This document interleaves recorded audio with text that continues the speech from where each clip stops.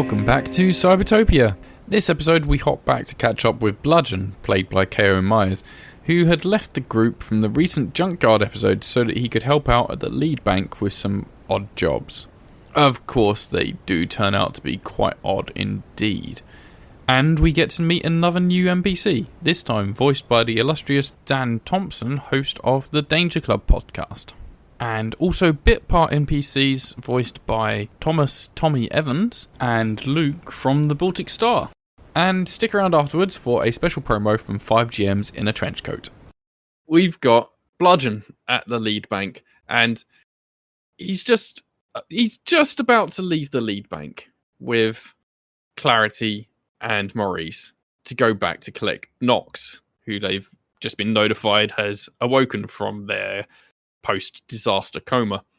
And you hear someone call over from another section of the lead bank. Oi, you, mucker, big guy with the big tash. Oi! You talk to me? Yeah. You, over here, come on. Don't worry about those. You can catch up with them later. Look, I've got a job for you. I'll go be useful. I'll catch you later. Wave and peels off from the group going to get Nox. Who is talking to me? They call me Danny. I do some jobs around here, help out around the Ark. Seems like most jobs around here are pretty odd. Yeah, you could say that. I just did. Nah, it's pretty straightforward, really. The Ark's all about helping out robots, right?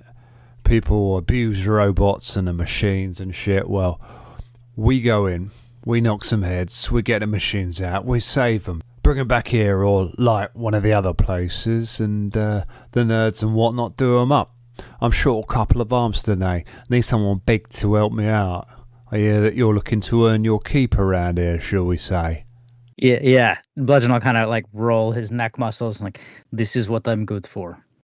Yeah, I can tell, right? Like, you ain't got those big bulging muscles like the bodybuilder types, but I can tell you got some hench behind you. Yes, we are strength, not size. So I tell you what, here's the deal, right? There's this bar in town, one of them gambling bars, sports and screens and shit. They've been mistreating the gambling machines, right? We go in, we retrieve some of them precious devices. Gambling machines. This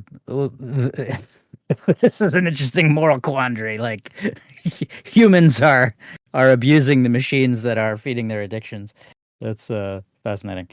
Yeah, man, right? These machines, they've been there for years doing their jobs. They feed in the data, they put in the bets, they do whatever the fucking humans ask them to do, right? But then these punters, they get angry, they get sad, they lose their earnings, they put on some stupid-ass bet. Oh no, it must be the machine's fault. And they start punching the machines, start kicking the machines, start pissing on the machines. They get so drunk, they're puking on the machines. It ain't right. Yes, we should definitely take this problem out on them. No, wait, we are just rescuing machines? We are rescuing the machines. Will we be doing any violence to the patrons? I mean, it happens sometimes, Some people get a little bit possessive about the machinery. Machinery ain't there to be owned. You can't possess a sentient being, and these machines are as good as sentient, right? Sure. Do you know what these words mean? Because I don't, but that's what they told me. Anyway, we're going to go in, we'll knock some heads if we have to. But yeah, the objective is to get the machines out. It's just you and me, mate. Like, we can get some boys round if we get in real trouble. Like, we'll be fine. But yeah, we go in, we grab a couple machines. You got those big arms, you got that big strong back, I can tell. So we go in, we get one on your back, we get one on my back. You see he's flexing as well. He's probably a similar build to Bludgeon, maybe a bit taller, less of a mustache. Will we be handling machines that have been peed on? I will need gloves. Oh yeah, I mean, I don't know what the state of the machines is at the moment. It's possible, but we'll get the hose on you when we get back. You'll be fine.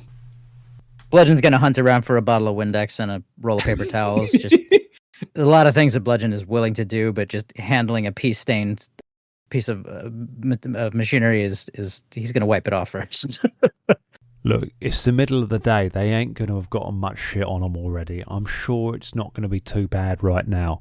If we go in the evening, that's probably the worst time, but this is supposed to be a respectable establishment, so they'll probably, hopefully, if they've got any fucking decency, have wiped the machines down over the morning shift. Alright, and they'll be clean enough, and we're not going to get shit all over ourselves. I ain't guaranteeing it. The priority is the machines. Right. Yeah. Without breaking eye contact, he's still gonna put the bottle of Windex in his pocket. It's just like, It's all right. I understand. It's nice. It's nice that you're thinking about the cleanliness of the machines and for the machine's own dignity. That's good shit. right. Their dignity. That is definitely my priority. Good. I'm glad we're on the same page. Right. You all set? Let's get going. Follow you. Cool. All right. Let's actually have a searching roll to see what kind of cleaning supplies Bludgeon does manage to find. Excellent. I don't think I have anything in my gear or my skills that's going to benefit this, so I'm just going to roll a straight d20, and I rolled an 11. Okay. You find yourself like a bottle of cleaning fluid. It's probably not Windex. It's like off-brand of some sort. Maybe something that someone has like home-brewed. But you can get like we'll call it a +1 cleaning fluid. Oh, good. Thank you. Is that a temporary status effect? No, so because this is a searching roll you've done there, you'll have that permanently, a +1 bottle of cleaning fluid. Oh, actually, no, I suppose because it is just a bottle, it will run out eventually. So yeah, We'll make it a temporary item. Excellent. You'll at least get one use out of it, so make sure you use it the first time well. Absolutely. So my question is it ammonia-based or chlorine-based? Oh, I think because it's a homebrew sort of thing, it's probably ammonia-based. Excellent. Don't sniff it too much. No, but if we come across a bottle of bleach and I need to make mustard gas, so... Oh, shit. What have I done? Okay, so Danny, commonly known as Dial-Up Danny, he's going to lead you into the city, and you get to an area that is like super busy. There's a lot of people around. It's basically the city center. Are we near the giant traffic jam? Yeah. Oh, yeah. You can definitely see it. You can hear the beeping of horns and see like the fumes of cars and... Well, no, not fumes of cars because they're future cars. You can see and hear a lot of vehicles and angry shouting and, traffic jam noises. But yeah, you don't actually have to wade into that because the direction you're coming from, like the big mega sports bar you're going to, is on the north side of this massive traffic jam and the north side of the big central square.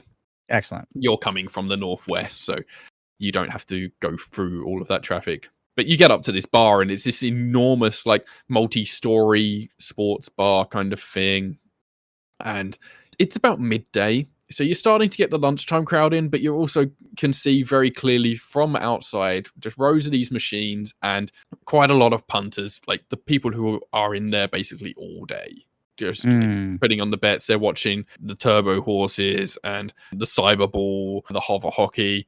Like some of it is like reruns and they're just like trying to figure out the patterns in gambling results and stuff like that. You know how these guys do with they've got their data pads with all the past results and this person was a good player in that game and all that sort of shit. So you're outside this bar and Danny's like, all right, I hear the worst treated machines are in the back, so what I think is we just rock on through. We just go in and take them? Yeah, I don't tend to go in for tactics and all that, right? Yes. I don't exactly know the layout of the building or nothing. Maybe if we get in the back, maybe there's like an emergency escape or some shit. We can just grab the machines, duck out there. Sounds good. It may be the case we've got to pick it up and pull it out the front. Whatever. I don't know. It's the middle of the day. Security's not going to be tight, so I'm sure we're going to be fine. Yes, it's only the habitual gambler. Yeah. All right, Mucker, you ready? Let's do this. I follow you. Okay. So Danny just walks in and is trying to look natural. I'm going to roll for Danny to see how well he pulls this off. And I would like you to roll also for, I don't know, the performance aspect of like being just a regular punter. Well, again, I have no bonuses that I think are going to be applicable here, so Good. that's just a straight D20, and I rolled a 2. so Danny's rolled an 11. I think he's doing all right. I mean, it's middle of the day. There's not a lot of people paying attention or anything. He's kind of strolling in. I think maybe Bludgeon is trying too hard. And he's Hello, like doing that fellow gamblers. What are we betting on today? How are the wins coming? Are you? Yes, you are. You look like you are winning lots of money. People are very pointedly ignoring this and being like, I don't know what this is. Like, leave me alone. I'm gambling. Like, I'm concentrating on my sheets, man. Maybe you're doing that thing where you're like, what does a gambler's arms look like? How does a gambler walk? Right. And you just look weird and awkward. Chest out, shoulders back, butt up, kind of waggling a little in the hips, hustling around. Yes, it's a good day to place a bet on a turbo hockey. Maybe a hover horse. There's a couple of bouncer kind of looking people at the front door. I guess there's always got to be some form of security at a place like this. But they have seen all sorts of weird shit in their time. They just think you look like another weirdo, to be honest. But they definitely note the two of you. Like, maybe they've got like a clicker. They're like, okay, there's this many people in here, so click, click. These two large gentlemen coming in. Maybe I will try the slot mechanism. Okay, so you walk in. It's pretty dingy. It's the middle of the day, but there's not a lot of natural light in this place. It smells like it doesn't get a lot of cleaning. The floor's a bit sticky. And yeah, it's very noisy. Like, there's a lot of beeps and boops and ringing kind of noises. And depending on what kind of corner of the bar you're in, there's a different string of commentary going on the loudspeaker. Lots of screens, lots of flashing lights. And Danny is like trying to shield his eyes occasionally. Like, this is a bit overwhelming, especially for this time of day. Not used to this sort of environment, but it's just kind of just strolling on through, making a beeline for the back of the room.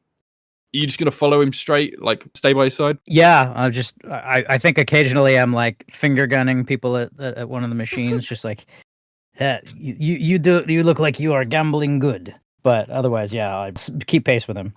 I think as you're kind of making small talk, passing people, someone hits a jackpot on one of the machines and it starts making a lot of noise, and the person's jumping around, cheering, makes eye contact with you, goes to like hold up a high five. Bring it in! Let's have a roll to respond to the high five, please. Okay. That's a 6. Okay. Yeah, you think they're going to fist bump. They go for the high five. You punch their hand. And obviously you're like a beefy, punchy fella. And they pull their hand back and they're like shaking it like, ow! What the fuck, man? Now I'm going to have to spend all my winnings fixing this hand! It will be money well spent. You will gamble harder with this hand. It will heal and be tougher, and you will be able to place bet even more firmly. Are you on the freeze? What? I don't need a strong hand. How do you put that 2 and 2 together? Oh, you are welcome. Oh, Keep walking. Oh, I'm gonna go get the manager. This person's like still visibly upset. It's just like maybe cursing at you as you're wandering away. Okay, but like no one like really gets in your way. There's not a lot of obstacles as you're walking through. You can see there's like a whole like one side of this place is just a bar, a big long counter, and there's a couple of bar people. They're not serving a lot of alcohol at this time of day. There's maybe like a dozen punters in this entire floor. Like, there's multiple floors. Probably the upper floors are actually closed at this time of day. They'll open up later. Like, they'll have the nightclub and stuff at the top or whatever. But yeah, you can see there's a couple of bar people just doing general like cleaning glasses, rearranging bottles, wiping down the counter. And you note that there are a couple of people, they look like they're maybe not security as such, but like they're watching the gambling floor, the betting floor. But as you get further towards the back, it gets darker and dimmer. And there's a few, you can see like some offshoot rooms that like maybe they're the private poker rooms or something. There's the loos like right at the back. So you've got to walk through the whole place if you want to get to the loo. Danny is getting increasingly agitated. You can see him kind of fidgeting as he's walking through, and I think you can tell that he's struggling with the kind of overwhelming sensation. Like he's getting sensory overload from this place. Gotcha. Danny, maybe take a deep breath or two. Is a lot to process. Just in through the nose, out through the mouth. I got it, mate. I'm fine, all right? In through the nose. Don't talk down to me, all right? Don't belittle me. I'm all right, all right? I'm all right. He starts breathing quite rapidly. Let's have a roll to try and calm Danny down. Oh, good. That's a 10. Okay. He puts one hand on your shoulder. He's like, "No, you're right. Okay, you're right. In through the nose, out through the mouth. I'm all right. Right. Right, what is it? Breathe fast, breathe slow, then fast, slow. Just even. Just medium in, medium out. Not too fast. Okay, maybe I'll just do some counting, like 1, 2, 5, 4, 9. Very good. I should have gone to school. Right. Let's just get these things out of here. You see an exit or anything? I haven't been paying much attention. Just focusing, like. Is that something I can roll for? You can do an observation roll. Okay, so for this, I'm thinking my +1 to my sensory halo will help me map out the room a little bit. Sure. And that's a 4 total. Okay. It's probably, and I will just, without missing a beat, toward the back there's emergency exit, no doubt. Yeah, I think what you do see, you see like some of these doors that have like a light box above them that you're like, you can't tell what it says. Like there's no, like the signs maybe aren't legible from where you are, but you see those and you're like, those look like exit doors. Those are probably exit doors. We'll just go down there when we got the machines, so I'll be fine. Because I'm less interested in the truth of whether or not there is an exit there than I am in helping him keep his shit together. Because if he panics, then we're both fucked. Yeah. So, I want him to calm down a little bit. So reassuring him that we know where the exits are, I'm hoping will help him do that. Yeah, sounds good. I think that will give him the focus that he needs to get to the machines that you're going for. And you get to the back, and there are 2 very beaten up machines there, and like their audio tracks are like slurring, and the lights are flickering rather than blinking like nicely. Mm-hmm. And Danny's like, "All right, mate. These are the ones. We got to get them out of here. They're in bad shape." Do they need to be unplugged, or they're how? Yeah, usually that's how we do it. Just go around the back, we'll yank out the plugs. That'll be all right. These things have their own internal batteries and shit, so the machine will be all right for like an hour or so. But we've got to get them out of there, get them back to the lead bank. Okay. We'll get them back, plug them in somewhere, give them a bit of TLC, then we get them off to rehab, all right? And if they are... So these machines are people. Should we ask them before we unplug them and take them out of here, or do we just take them? I mean, sometimes we do that, but like they're so institutionalized, man. Like you've got to help them to help themselves. They don't realize what they're going through. They don't understand. They've been here for years, maybe their whole lives. Ain't right. Brainwashed. Yeah, man. They don't know no different, like. So like you just yank the plugs out, get them on our backs, get them out of here. All right. They are pretty hefty looking machines. Maybe like the size of a refrigerator. It's going to be a lump to carry.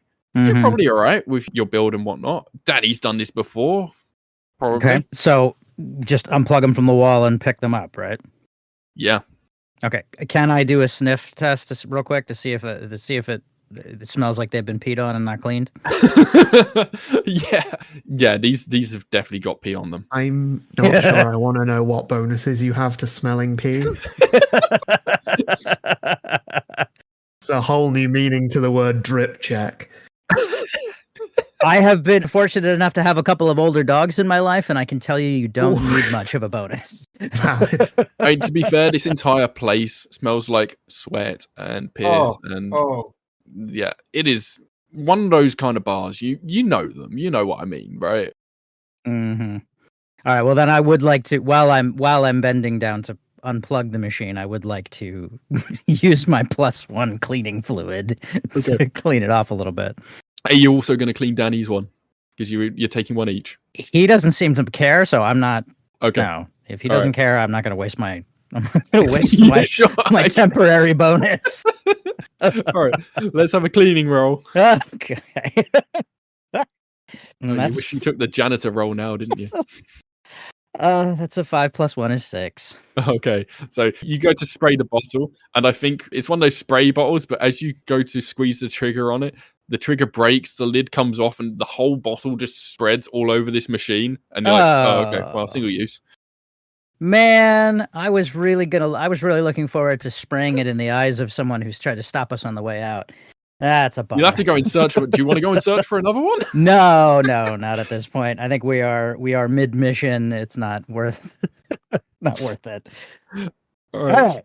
So heaving it up onto my back. Yeah, Danny sees you do this. He's like, Mate, you were supposed to clean mine as well. Look at this poor guy. He's filthy. You've wasted it. Yes, I am here for strength, not delicacy. Right, you put too much on. It's going to be slippery. so he's now trying to wipe it down for you, so it's going to be a bit easier to grab onto. Fuck it. Just leave it. Fuck. He's looking around. He's starting to look a little bit panicked. He's like, All right, let's just get out of here, all right? he yanks his lead out the wall, wraps it around his shoulder, sticks the machine on his back, and starts lugging it towards that door you pointed out before. Okay. Can I get a strength roll from Bludgeon for doing the same? Absolutely can. So I am going to assume that my punchbot core is about strength, and and then I have the +1 for beefy, which was sort of also general purpose, like muscle. Yep. And then I still have the +1 from the downgraded tentacle gauntlet, which I'm assuming can help to stabilize it. Yeah, for so sure. that will be a total of a +5. Let's hope I roll better than I have been. Not bad. It's a 9 + 5 is 14. Okay, yeah. I think maybe it's not the biggest machine, and it's actually not that heavy. It's just a bit difficult, like unwieldy. Maybe it's like poorly balanced or something. So you struggle a little bit, but you manage to get it onto your back, and you have to keep on shifting your weight to get it in the right position. And now it's dripping with homemade Windex. Yes, it is. I'm if I have any little cuts on my hands, I'm sure they're stinging from the ammonia. It's definitely uncomfortable. Yeah, but you're able to like lug it towards the back of the building, and there's a series of doors. Like let's say there's 3 doors at the back with these little light boxes on top, and you're rushing. You didn't get a good look, and you don't take the time to really try and figure out what these doors lead to. But there is one which has a red box on top of it. One is a green light box, and another one is a yellow light box. Which one are you going to direct Danny to? Ooh. I'm going to pick red because that's what I've most often seen exit signs. Okay, all right. I have a feeling that's So KO, the player, is like, that probably ends up being bad, but Bludgeon is like, yes, red means out. Yeah, so you point Danny towards the red door, and he goes and boots in the door, somehow like managing to keep his own balance, kick a door open, and it flings open, and you see a room full of people that are around a large round table. There's probably like 6-7 people here, and they all stand up suddenly, and one of them shouts, "We ain't doing nothing wrong. This is okay. This is all okay. Totally legit gambling in here." Of course. No, yes, you do you. You are gambling great. Danny looks back over his shoulder at you like, What the fuck, man? You said this was the exit. Sorry, I got mixed up, I guess. So I'm a little bit high from the cleaning fluid. the guy that stood up in the room like rushes towards the door. It's like, "Don't tell no one you saw us." closes the door. Okay. Well, sorry. The fumes. I misdirect. Green. I think is probably right door. Fuck me, mate. All right, I hope you're right this time. And he goes, he more gingerly opens the door this time, having had that experience. It's like, cracks it open. There's daylight coming from the other side. All right, I think you're right this time. And he cracks the door a bit more and then flings it open. And an alarm starts going off. Maybe now it's time to run.